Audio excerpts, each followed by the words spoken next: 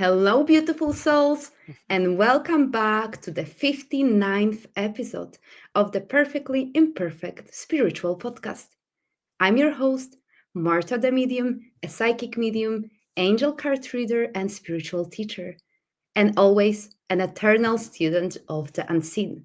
Here, we talk about what it really means to live a spiritual life, the messy parts, the miracles, and everything in between. And today I'm joined by Jacob L. Cooper. Well, first I want to say hello, Jacob. Welcome to the podcast. Well, thank you for having me on your program. It's just so good to be a part of your So community nice. here. Thank you. And now I'm going to introduce you formally. Well, nothing's very formal here, but passionate about promoting healing. Jacob L. Cooper, best-selling author of Life After Breath and the Wisdom of Jacob's Ladder, is a near-death experiencer and sought-after speaker on mental health, spirituality, consciousness, offering elevating seminars and individualized services to help others find purpose and connect to their inner power. And what's really lovely is how this conversation came about. Jacob and I were introduced by a friend here on the earthly plane. Hello, Sandy, if you're watching it. But behind that, the strings were being gently pulled by Pat Longo, a spiritual teacher whom we both knew and learned from, who continues her beautiful work from the other side. So, again, Jacob, it's wonderful to have you here. Thank you for joining me. Thank you. A pleasure. Someone who knows Pat is a friend of mine and is family, and she just impacted so many people to be who they are. And she, is continuing to change the world just as she did, in the physical. But it's just very, kind of new to say that she's in the spirit world, because it's just so raw and recent, it seems. But yeah, she, lives and grew up like a town next to me. So just someone who's made such an impact, on the world. So thank you for mentioning her name as well. Oh, thank you. Well, I can feel her presence as well. And she really, well, it's not like she's very humble, but she wanted to be acknowledged as well. But it wasn't a pressure. It was that gentle nudge, like, hello. It Mhm. wasn't only Sunday, it was also me that put two of you together. So I'm very curious about that conversation because it is unscripted, but I always trust the spirit world that we are going to cover whatever needs to be covered today. Mm. Um, Where could we start? Well, where would you like to start by sharing your story? Because I know there are so many entry points. How would you like to start this conversation? And we'll take it from there. Well, a lot of people are familiar with my near-death experience, and certainly, that's a big draw that people have within my work and really behind my first two books. But what I also love talking about is the empowerment approach that I have, these days within the work that I do. Essentially, there are a lot of people here near-death experiencers like myself, or people who crossed over beyond the veil, and they feel maybe left out or jealous, or that it's not something that they could directly experience. And I firmly believe that spirituality is a participation sport where really we all have the ability to have our awakenings and recollections and expanded degrees of consciousness. And what I'm really leaning into these days is, allowing people to not have to go through all the physical trauma that I did and my near death experience, to have an expanded degree of awareness. But through tapping into the higher mind and its memories, people could start to shift, to start to recall who they really are, why they're here, where they come from, and where they're headed beyond this body. And, one of those tools that I really am leaning into these days is be called, between lives soul regression therapy. And that's really profound. And I don't know if you've heard of that, Marta, but really, I've that's had been some sessions. Well, I'm a forever student. Well, not only, well, I do. past life sessions, which I know is different myself. Mhm. But every once in a while I go, and there are people whom I trust. And I'm just looking at my computer. There's 333, which is the angel number. But I've been experiencing some in between live sessions as well because it was so important and I love them.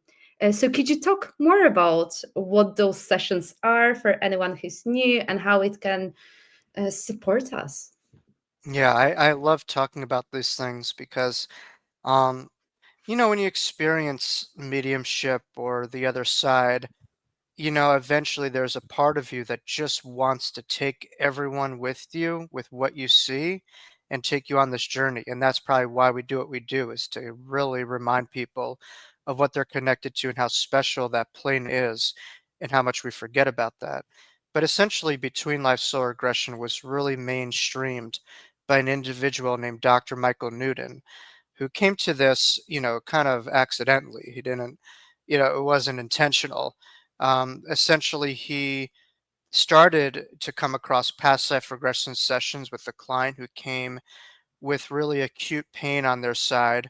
And Michael just said, okay, let's go to the source of that pain. And the client was able to have evidential memories of a past lifetime in World Hmm. War One, in which specific details, pre-internet stuff, was able to be revealed. And Michael really grilled this client, and everything was very much evidential. And, then as another client came to him, and at the same thing, Michael says, okay, go to the source of your ailment or what's going on. And the client went directly to source on the soul level. They were able to really access their lives in heaven and those that they are connected to on the other side, where they describe beings of light and a gathering of souls, and what Newton really kind of emphasizes as a soul pod or a soul group that we're connected to throughout different lifetimes. And so Michael would really work with people on really connecting to their lives on the other side. But most importantly, the thing that really stands out about Between Life Soul Regression is a pre-life planning phase where people are able to recall the meeting that they have with the council of wise beings or the council of elders that they have on the other side, and they're able to really recall why they came here, what's some of their themes, as well as getting a sense for how they're progressing on a soul level and asking any pertinent questions that they have to this team of elder beings. And, to me, that is profound because one of the more prominent questions that's been posed, in this century has been, is life random chaos? Is life a guided life, or is life somewhere in between or ambivalent? And that was posed by Albert Einstein.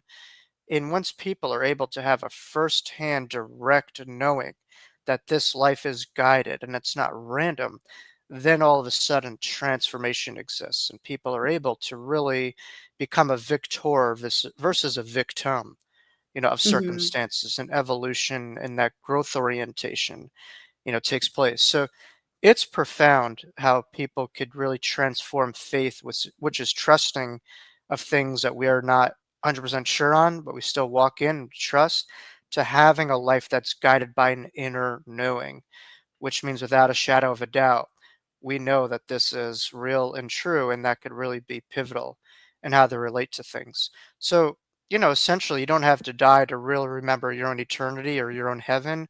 You could Hmm. simply get out of your own way and tap into the higher mind, which I believe the vast majority of our higher minds are still existing on the other side, and generally, most people have a percentage of that higher awareness in this body, that they're aware of. Mm, So it's really cool.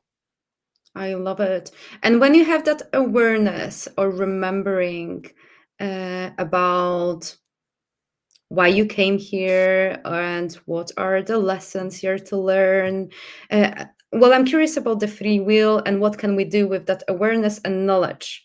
So how can that in between life session empower us, and what can we do here while Mm. having that human experience? Yeah, I think that's a great question, Marta. I think, I give this analogy, with clients, for instance. who or what is driving your car as you're journeying through this lifetime? Is it your anxiety? Is it, trauma? Is it depression?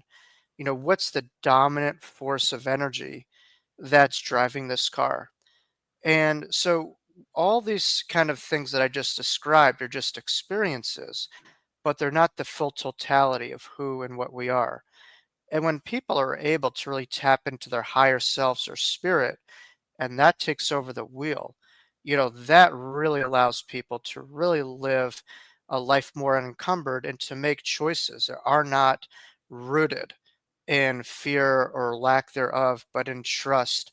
Because ultimately, the spirit realm, if you really tapped in, will get you to do some ridiculous things on the surface value that, on one end, you're like, "What are you asking me to do?" But Mm-hmm. once you're able to trust in spirit, you understand they see things through such a broader sphere, and they really want us to expand and to get out of our own way and comfort zone.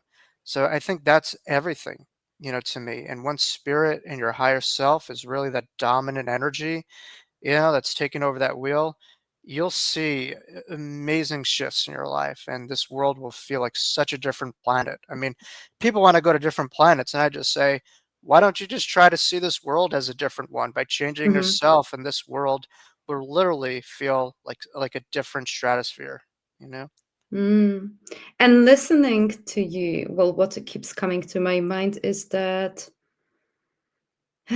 well, I keep hearing the word awareness and then like consciousness. Mhm.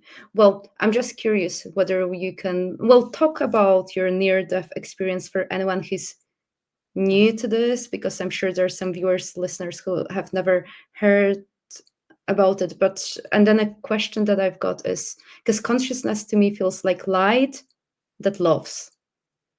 Uh, Yeah. yeah. Mhm. So I'm just curious about, well, first, if we can, if you could share anything that you would like about your near-death experience, and Well, then we'll take well, it well, further. that really ties into consciousness, just from a macro level of near-death experiences.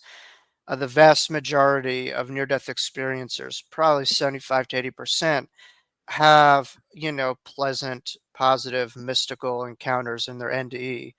And what they commonly come back with is, after these experiences, is the word love to describe the divine, to describe life. And, that's something that I really live my life with. There was a quote that I always reference by this kind of Indian mystic, this mystic in India that said, what is real can never change. What changes is never real. And, Mm, in this world, in this reality, change is a constant. But the real things that we take with us, such as love, and that could be very versatile, but that could be relationships, a job that we have, the impact that we leave, and the being that we are, that is really something that we take with us when it's all said and done. And the rest just kind of comes and goes. But love is eternal, and we are love, and therefore we are eternal. And love truly knows no death. That bond is impenetrable. But within my own self, how I came to understand this deeper love was a direct experience, like many that I just illustrated. I was just a young boy at the age of 3 years old, where I have full recollection of my near death experience. At the time, I had an upper respiratory, very, fatal condition for a lot of people called pertussis, otherwise known as whooping cough.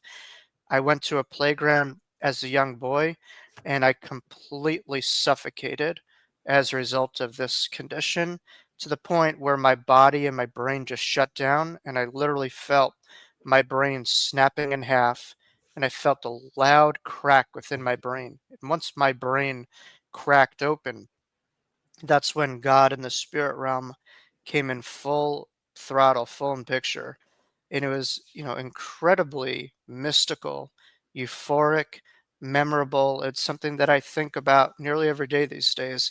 But I was able mhm, to encounter my own, primary guardian angels, and it wasn't of a thought energy. It was visually seeing them right, in front of me. And I was able to have full contact with my spirit guides, where it wasn't, like a droplet of a thought or a message. It was literally seeing them. I was able to see, an infinite sea of angels that were floating right in front of me.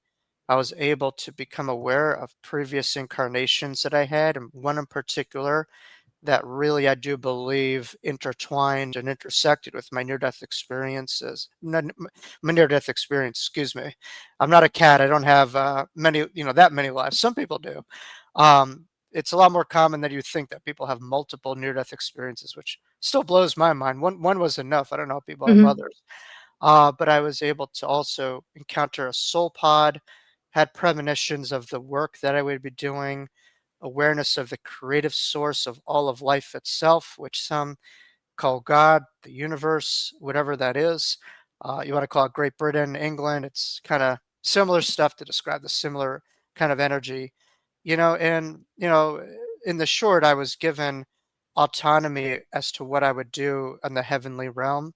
Most people are told that there's other things that you need to work on karmically, but probably 25% of people are told that, you could stay or you can go for whatever reason.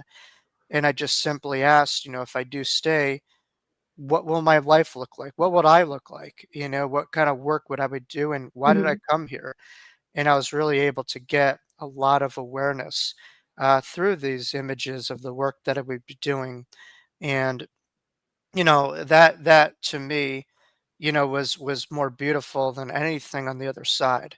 And I always say that you could have transcendent, transformative, and expansive spiritual experiences, but nothing from firsthand experience is more expansive than acts of service and being there for other people. And that's the most expansive and divine act that one can do. That's a God embodiment that I understood very clearly in my near death experience. And through that simple agreement, everything kind of dissipated, and I was just left with a little bit of buyer's remorse, which was, I can't believe that I just turned down the other side, the angels, heaven, and to be there in that state. And like, what was I thinking? And the last message that I was left with was just the trust of the blueprint that we all have, that we all came here, the intelligence that created us all, and to really not get in your own way and to really have your thoughts and trust in parallel with the spirit realm.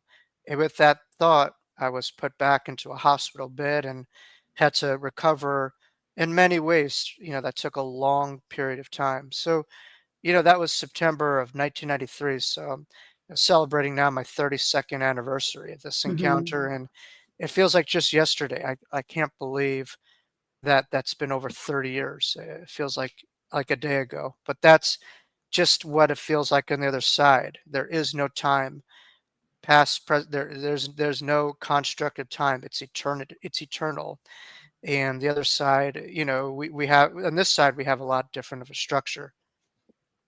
Mm. Could you talk more? I'm curious about various things. One thing, like, did you experience individuality, or did the sense of Jacob dissolve into something vaster? I'm curious about that. I think the word to describe it is more of an expansion.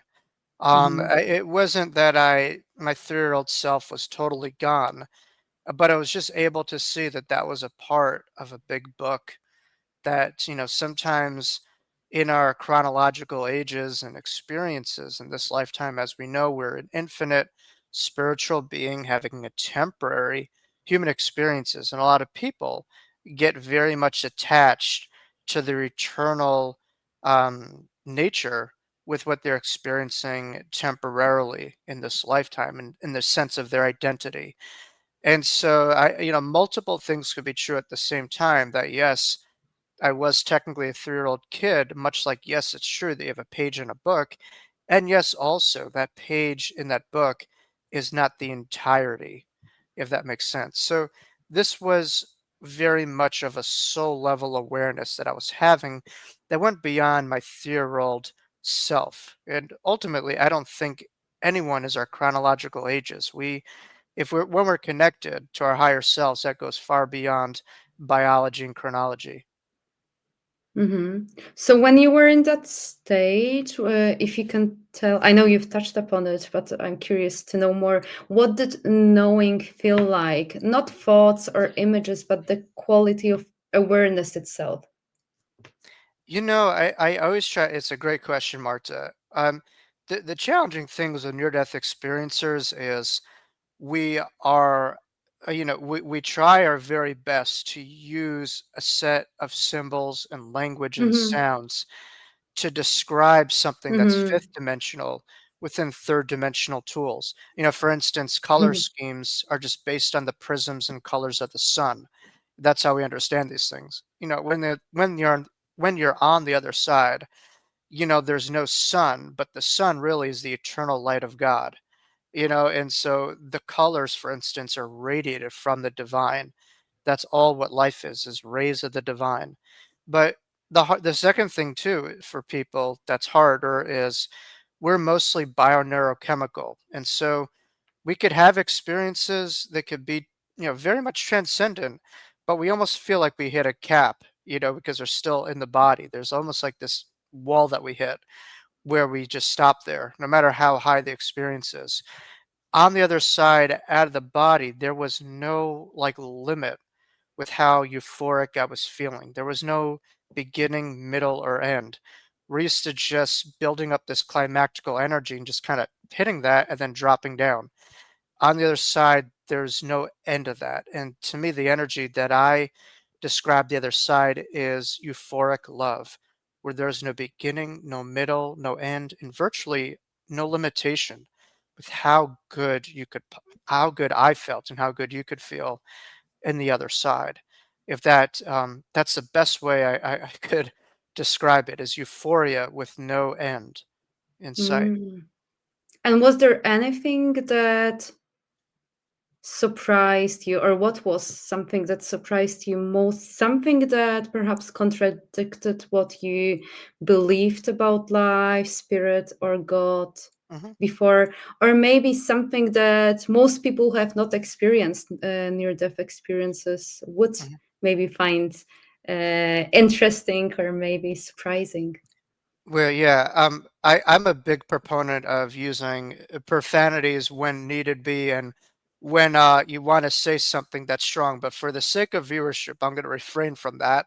But what I would say is there was a holy blank that I felt when I was having this experience, and it's just almost like, oh my God, like I couldn't believe that I just thought I was this 3-year-old kid this whole time, and I was living in silos, that I was just felt like I was living my life. No one was watching, no one was listening, when in fact, we all could, get to that trap within a period of our lives. We feel like we're the only ones doing it. There's no witnesses, and we feel very much alone in our journeys. And on the other side, that couldn't be further from the truth, where I just knew right then and there I had this, memory, and I remembered that we are all living a guided life with so many beings on the other side who are believing in us, trusting us, cheering us on, and watching us.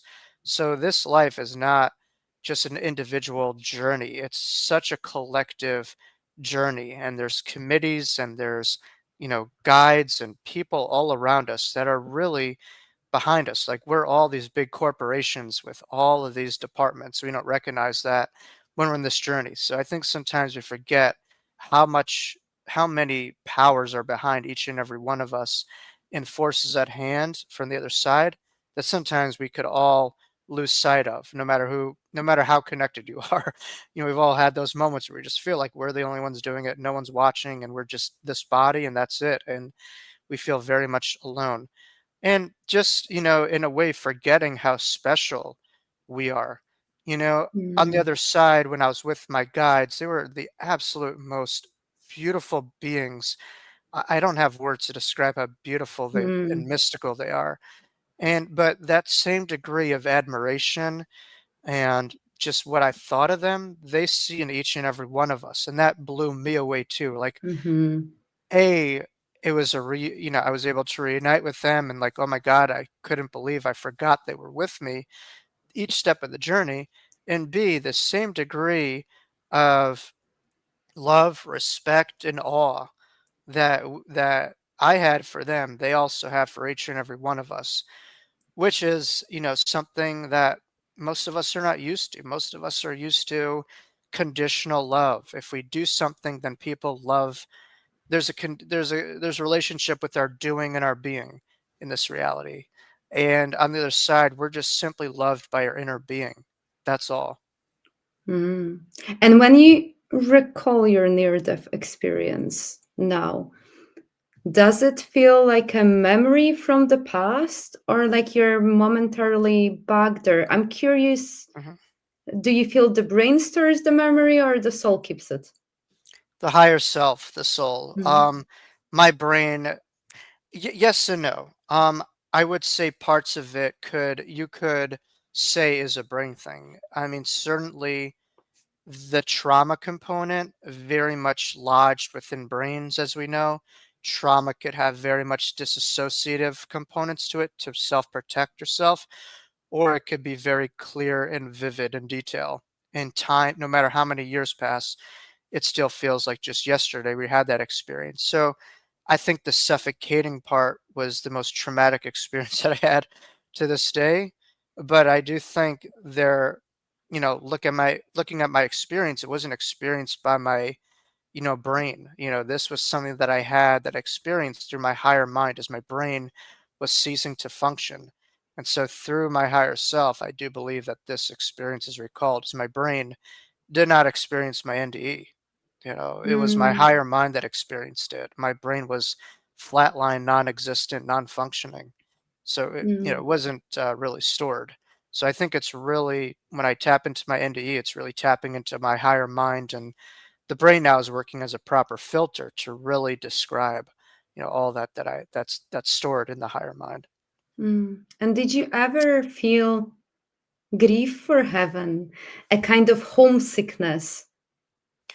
All the time, I still feel that every day, absolutely. It's like when you experience something so decadent and so rich, you want that all the time. And life doesn't always, have that taste. And so I think now the just real tasks that we all have as souls when we come here to heaven is not to just wait for that, but to remember who we are, that slice of heaven here in this reality. And by remembering that, we could create that. We don't have to wait to that. And to me, that's the most exciting part. I think we came here due to contrast, and we really came here as these lights here to cast our beautiful, luminescent on the planet around us. So I think really that's a task of all of us is not to look for heaven outside of us, but to see it inside of us and to radiate that. And when we're able to do that, I don't miss it as much. When I do the work that I do, I say, you know what, that's better than heaven. And when I remember that I'm really could be evolving my own heaven by leaning into some of the things that I love here and the relationships that I have, it's all, potentially could be adding to eternity. And that's what I try to keep in mind. Mm. And do you remember the process of um, negotiating with your soul whether to go back to Earth or not? I'm curious what part of you resisted being back on Earth and what Mhm. helped you stay? Yeah, it's a great question, Marta. I was the most torn that I've ever been in my lifetime. Much like I was the most, my near-death experience was the most euphoric, traumatizing, and ambivalent situation that I was ever put into. It was a very extreme, situation. Nothing was moderate about it, but everything was very intense and extreme. But yes, absolutely, there was a degree of ambivalence, and simply I just asked spirit. I asked spirit very intentionally, like what would I look like? Why am I here? What Mhm. is my life's purpose? And I just asked spirit to show me. And then I had a lot of these flashing images of not only past lives and the life that I lived, but also premonitions of seeing myself speaking in front of others, delivering this Mm. message. And to me, that was like, all right, I'm completely, hooked and, and sold on this. And, who am I to turn that down? So to me, it was really about seeing service and being an ambassador for the other side, and having good gossip about the other side, not bad gossip, right? Mm-hmm. Yeah. And have you ever felt truly at home in your body since this experience? I'm curious, like, did your body feel foreign at first? And how long did it take you to feel home in it again? Spot on question. Yeah. I remember very little about my childhood, like most people, but what I do remember are moments that went beyond my own brain and moments where I was really connecting to higher realms.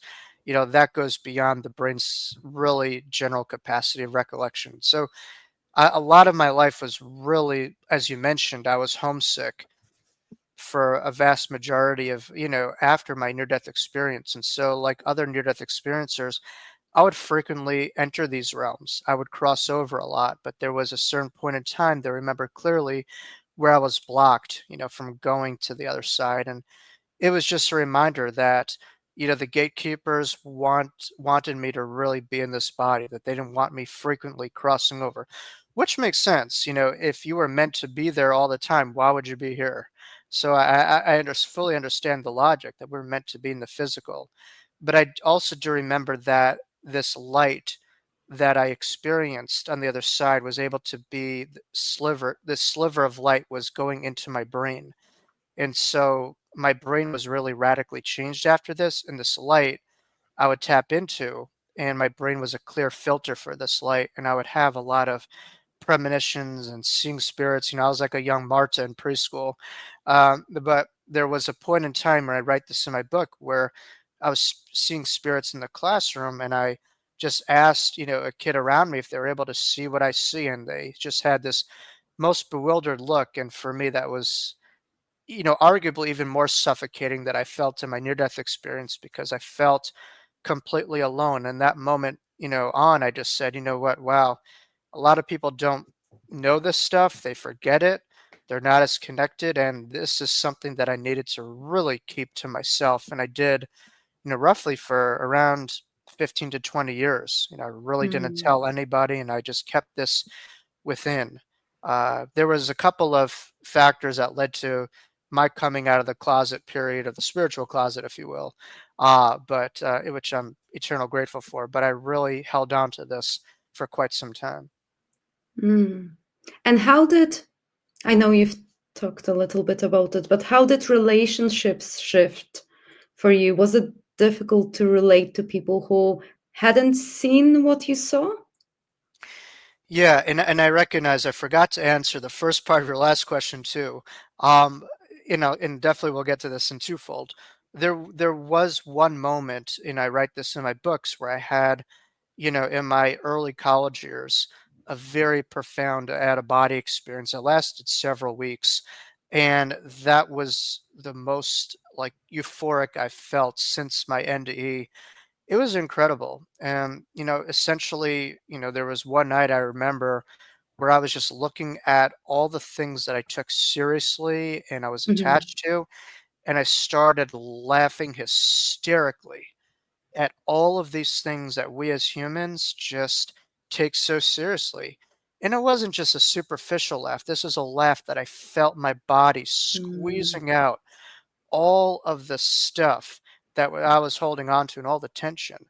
And then that morning I woke up and I was literally looking down at my body and I felt just this insane kundalini experience where all my centers were just exploding. I mean, I literally, there was one day where I needed to take a thick towel just to wipe my forehead because I felt this big wet eyeball right there that was just opening and closing very slowly. And I thought like I was soaked in my heart and I was completely dry. And it mhm, was it was profound. So that lasted for quite some time and it led to this experience of oneness that I really mention in my book that I saw right in front of me, how we are not just necessarily all the same, but we are all interconnected.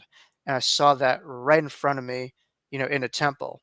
But um, in terms of relating to other people, the prescription for most kids is to be normal, and most mm, kids, the hard part is you really have to bog down the paranormal that a lot of kids or infants have from being from the other side to this body, and there's a degree of disempowerment where we are physically dependent on people who are bigger than us, and that relates itself to really rely on people who are bigger to have bigger ideas and more wisdom, when in reality that's not always the case.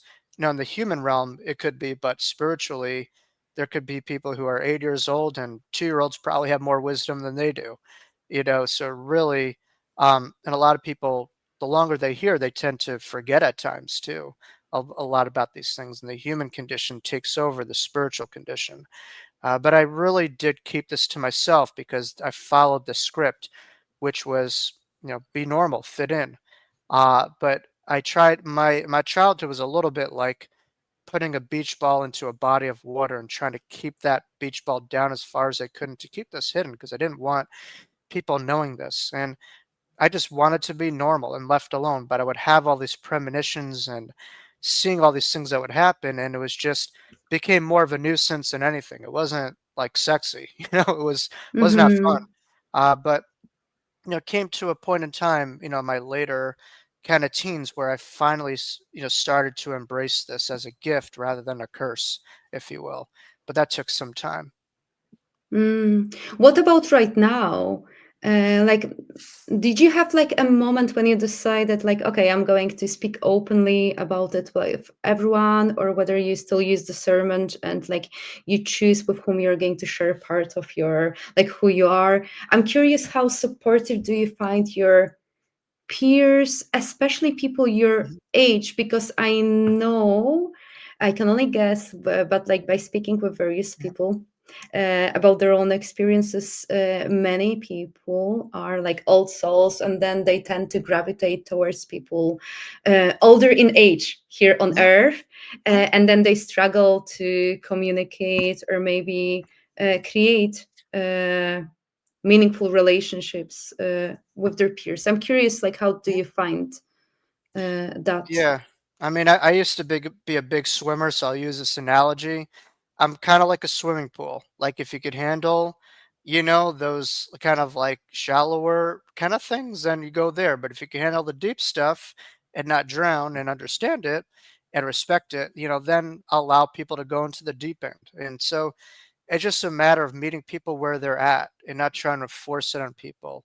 Mm-hmm. And sometimes people could be curious, and that's a good thing. Then that leads to openings to other things. So with the unknown, people will do one of two things. They'll be curious or they'll put Mm-hmm. you down and other you. And so I Mm-hmm. always caution to myself and to other people is to just be very cautious as to what you tell and who you tell it to, because vulnerability, is something that should be stored in those that could be responsible, with it. Otherwise, it could be quite destructive. A lot of times people have given over vulnerabilities and they've been stigmatized and ostracized, and as a result, they start to doubt themselves. They could be gaslit, if you will, and they just, their life's trajectories are not as empowered. So I think it's very significant to just be selective with who and what you share in all walks of life, because not everyone has the bandwidth of understanding the readiness or the vulnerability to see a world differently than what they're viewing. Mm-hmm. But, Thank to answer your you. question on a basic level, most of my friends, I kind of meet them where they're at, and a lot of my friends are in this industry, so that's great, and it could be very exhausting to constantly, always need to explain yourself. It's just really, you know, it's nice, and you can have an exhale when you don't have to explain yourself, and you speak Mm-hmm. that similar language, you don't need an interpreter, but Mm-hmm. it depends on the person, but if there's an open mind and an open heart, I'm all game if they're questioning or they want to know a little bit more. That's really cool too. Mm-hmm. Thank you. Do you believe your near-death experience was predetermined or more like divine intervention? I mean, I think something that's predetermined generally has a divine intervention sometimes to it, So I don't think it Mm-hmm. was um by happenstance. I do believe that my NDE was definitely charted. It was, why I say that is I think in life there's different exit points, and that was, a possible exit point that I had as a soul in my life's journey. But I also think it was related to a past life that I lived that actually has been picked up by several intuitives prior to me ever saying a word publicly about it. In this last lifetime, I had a crossing over experience due to, completed suicide, which, I've seen a lot in my own, lifetime, the same scene, and people have been able to pick up on it. But what I did feel was that same sensation where my back was against the wall. I felt choked out, suffocated on an emotional level and just in a circumstantial level. And so I just kind of went with that and I gave into that. And when I had my near death experience, I had that same feeling, but instead of resisting that feeling or fighting that feeling, I was able to surrender to what I referred to as a breath of eternity, where my human breath was taken away. I surrendered to this eternal breath, which really is the word for spirit, in the Hebrew language is translated as the wind or the breath of God. And so when I had my own physical breath taken away, I surrendered to this breath of eternity. And that's something that I feel that I was here to be sent as a messenger to remind people that, surrendering is not about giving up on something, but rather giving in to the power that we all have. And the spirit knows no death and, it doesn't end. So, Mhm. if it doesn't know any death, it makes you wonder what can it handle in this reality? Mm. Could you talk about destiny and free will here Mhm. on the earthly plane? Because I always find it so important to share with the viewers and listeners about. Well, it was so interesting when you mentioned, and I do believe we have various like exit points, like we've got various entry points for various, and there are various paths, and we can choose what Mhm. is it that we want to experience. But I'm curious, do you or did you perceive perhaps in the purpose as fixed or something we create moment by moment? Has anything shifted in your awareness about it? Mhm. And how do you guide your clients? Yeah, no, good, great questions, Marta. I think for a lot of people, they sometimes feel that they're just doomed and gloom, that, the thunderclouds are on top of their head all the time. They have no say, in the lives that they live. But I do think in reality, we wouldn't come here if we didn't have capacity to choose, Mm-hmm. you know, how we perceive events, how we engage with things. I do believe there are themes that could be predetermined in their nature, but ultimately, your higher selves in our conscious minds, could divert from some of those themes set by the spirit realm. And so I think free will is there for all of us. And to me, that is the biggest gift that we can have is the capacity to choose and to create our own reality. And that's something that the guides really left me with was this message of how our thoughts and our higher selves in really embodying those things could really determine our ability to really walk in parallel with the life that we are intended to live and even surpass that, or, through a set of beliefs, informations that we're constantly thinking and a degree of magneticism that could be taken away in a lower vibratory way from the walk that spirit had in store for us on this path. So I think that we all have free will. There is a degree of destiny that I believe, but ultimately, free will to me is just competency over your decisions, and the ultimate free will is that which is of the higher realm and something that isn't governing it. Where most people think free will is just making decisions, but we have to decide where those decisions are rooted in. Mm-hmm. If anxiety is making that decision, anxiety is making that choice. To me, free will is a higher self making that decision, and we have, we're unencumbered in that area. Hmm. And it's so important because you've been talking about surrendering, and I feel like there's a difference between like surrendering and then like settling or deciding I have no choice. Hmm. Uh, so could you talk a little bit about the importance of surrendering, but when we should actually surrender, and when is it important to be aware that we have choices or there is that free will, just to empower anyone who's watching or Hmm. listening to it? Yeah, well, I think for all of us, like I think there's a dichotomy of forcing something versus our inner power. Force tries Hmm. to like dictate our control, and our inner power just allows us to trust what's happening, to surrender to what's happening, to allow things to come. I do believe we can't just, sit back and let things come to us. We have to initiate, certainly. But when we know that some things, no matter what we do, are out of our control, we get back the power by recognizing that. And we get back that space by just allowing things to unfold without trying to, really interfere with a lot of these things. So I think, yes, we certainly could initiate, we certainly could, try to exhaust our will. But, at the same time, we have to kind of decide that fine line where I've done all I could, how I could in my level, and sometimes just have to allow the chips to fall, as well as understanding the energy that we're coming from. Is it just from our ego, or is it from spirit that we're guided by? When we're guided by spirit, we have a lot more potentiality, in the lives that we could live and the impacts that we could have. And what we're able to do, because this power comes from far beyond the veil of our own egos. Hmm. And how can we, as a collective, live after breath without, without having to die first, awaken? Hmm.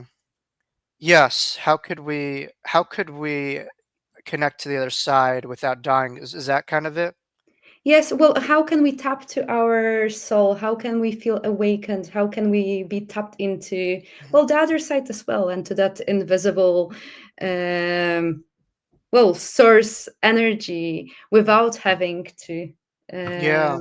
experience our own death? Yes. Yeah, a lot of people will look at the other side and project their experiences that they had in the earth plane. For instance, to gain or to progress in other areas, we're used to like having to sweat and toil for those things. And the other side, it's a different relationship. It's not, I don't think, necessarily about toiling, although that could be perceived as it when it comes to change, but simply getting out of your own way, and letting go and just really allowing yourself to be not interfered with this higher energy. But I really do think joy is a big component as well as gratitude. You know, your attitude of gratitude, as they say, will define your altitude.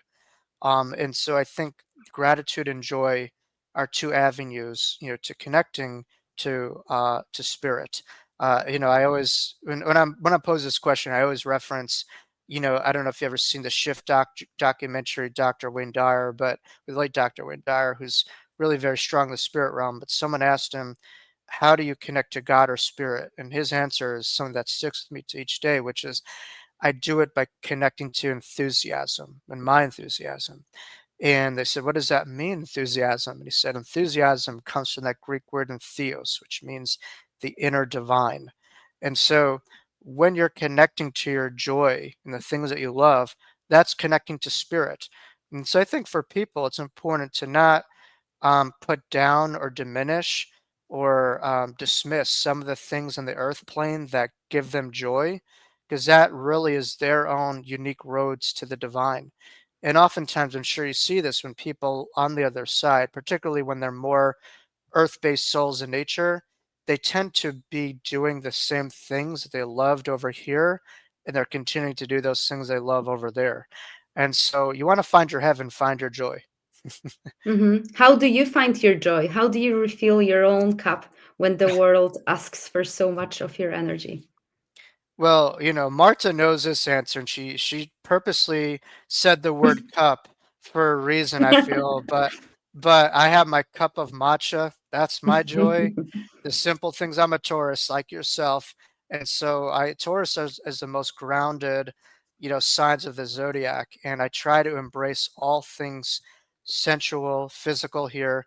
I think a lot of times people will come, to these bodies, or talking from the other side, they say as great as the other side is, nothing beats putting your hand on a tree in this physical reality, because that's the most physically rooted things, and it's not as physical, obviously, on the other side. It's different. So I think, to me, it's embracing all the sensualities and all the things of this physical realm as much as I can, as well as much like yourself. I'm an exercise enthusiast. I love to run. I love the high that I get, the clarity, the downloads, listening to music. So those are some things that I absolutely love. And being by the beach, and I live right on the water, here on Long Island. Those are some things that bring me joy. But being with family, friends, people that I'm close to as well, those are beautiful as well too. Hmm. Thank you for sharing. And what is humanity currently forgetting that the other side would want us to remember? hmm That we are not separate from each other. I think that's one. We walk around with the me consciousness, but spirit wants us to remember. And Wayne Dyer from the other side is really emphasizing this too, is this term called the we consciousness, that we are all interconnected, that what you do to another, you really do to yourself. And that's something that research has really come back with near death experiencers, where they have this phenomenon called a life review, and people are able to understand their lives through the eyes of another.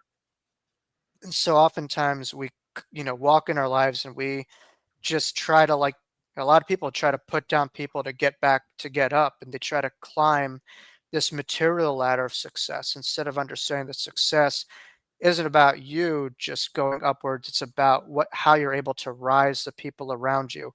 As I say, high tides rides all boats. So I think success in the material is really how you elevate your surroundings, not just your bank account.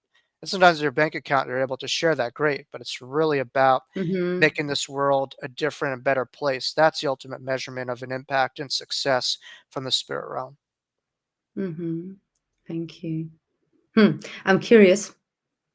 What does heaven get wrong about us? What do souls on the other side find surprising about being human? If we can flip it around, because normally we ask, what do souls who are still here on the earthly plane perhaps find surprising, or they haven't uh, find out about the other side? But I'm curious whether you have any memories of um, speaking with your angels, Mhm. guides, or some souls that like find it absolutely interesting how humans Mhm. operate, navigate, or live their lives.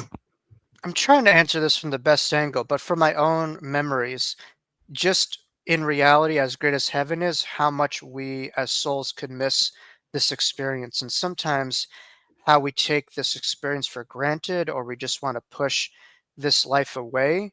So I think sometimes as souls, we're just waiting to get to heaven, not recognizing how beautiful this life is and can be, and how, I've seen a lot of mediums talk about how souls are lining up to come into this world, and you think, oh my God, with everything going on, they must be nuts. But it's such a rewarding experience to be here, and the opportunity of growth. I mean, yes, that continues on the other side, but over here, that's a really unique opportunity. And it's an advanced school to a degree, I would say. And I think there's a great deal of stigma that people have when they look at this earth, and they just want to just get it over with.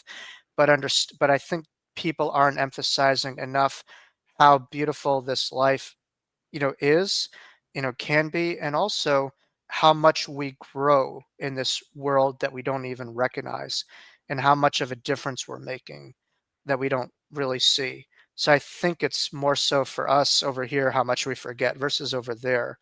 But I also think we forget how heaven isn't just something that we look at, but the other side sees us as their heaven.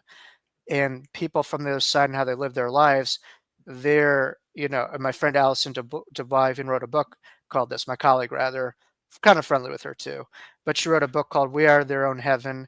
And she said it perfectly, how loved ones from the other side will look at the lives that we live, and that's their heaven, because they're so connected to what we do, and they're living through us. They're experiencing heaven through our experiences, if you will, you know? Mhm. Thank you. Well, you've talked a little bit about love, but I would love to dive a little bit deeper because every conversation about the beyond eventually comes back to love, that Mhm. creative vibration running through everything. So, if creation is vibration, what vibration does love itself have for you? Could you describe its texture, tone, Mhm. anything? And I'm curious whether your definition of love has evolved since your, well, near death experience, but maybe other experiences here on the earthly plane. Yeah, I mean, to me, that vibration is eternal. That's something that lasts far beyond your lifetimes. I mean, I think to me, the vibration of love, goes on in this reality far more than you understand. For instance, if you're a loving person to other people and people are able to pick up on that influence, they carry that over and they're, shifted by your impact. And that leads to a ripple effect in changing that person. So I think love is transformative when we die, but it's also transformative here. And there's a quote by Maya Angelou that says, "People will forget what you say, but remember how you made them feel." And Hmm. love is that great way to remind people who they are, but also really allows them to be great ambassadors of this. And you just never know where that loving presence could lead to and how that could impact those that you engage with. To me, that's something that, just is eternal over here, as just as Hmm. it is over there. It goes on. But as human beings, we sometimes forget that, and that leads to a lot of destruction. I think the other side wants us to remember the eternal energy of love that we could have over here and how that could really lead, from one lineage to another and goes on. Hmm. If the soul of humanity could hear one message from your experience, Mhm, from your soul, from your heart, what mhm. would it be? Remember who you are. Remember who you are. I think for a lot of people, the human experience and the ego has taken over their true identity, and sometimes we just walk through life through this box of I'm not good enough, I'm not this, I'm not that, and we all have that, and myself included. We all have this inadequacy syndrome, and it's not our fault. I think a lot of people have been internalizing so many of the viewpoints and projections from others based on generations upon generations of passed down belief systems and ideology that really just spoke to the factor that people don't see themselves as enough or reflective of who they truly are. And once you're able to see yourself as who you really are, then that allows you some space to see the people that you engage with in a much different vernacular. Hmm. Thank you. And finally, where can people find you and how can people work with you? If you can share anything that's happening in your space, any workshops, any offerings, that's your time. Yeah. Well, people could find me. I'm on social media, Jacob Cooper, LCSW, Facebook as well. My website is jacoblcooper.com. And so if you're interested in booking me for speaking engagement or individualized sessions, I do a lot of, past life regressions as well as life between life, soul regressions as well, in addition to psychotherapy, and a lot of other offerings all available on my website. A lot of cool events that I have coming in 2026 and Mhm. some nice events here on the island. So it's all on my website. I'm also trying to gather an email list too these days. So Mhm. um, newsletter is something that I'm trying to lean into. We're going to have you as well, on the podcast as well. So spoiler alert, I have a Mhm. podcast called The Wisdom of Jacob's Ladder. Where you could find my conversation with Marta in a couple weeks. Coming in, which is a wonderful conversation, that I know a lot of people take, so much wisdom and understanding and guidance from your words. And, could also find my two books, Life After Breath and The Wisdom of Jacob's Yes. Ladder. I was to ask for you to Um, show the covers, and here yeah, they are. so and Pat Longo actually endorsed Life After Breath. So Mhm. Pat lovers, you could, know that she really recommended this books in a lot of her workshops and classes and was able to endorse my first book and was really pivotal in getting that out there. So you could find that all on Amazon.com. It's in paper, Kindle, as well as now audio as well. So and you love the book, spread the word, leave that review, and it's something that I think is helping a lot of people these days. These books.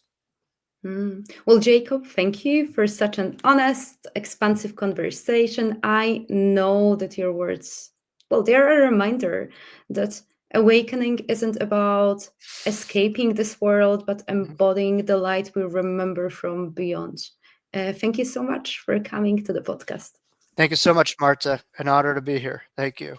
Thank you. And I want to say goodbye to all of the viewers and listeners. Goodbye, everyone. Thank you.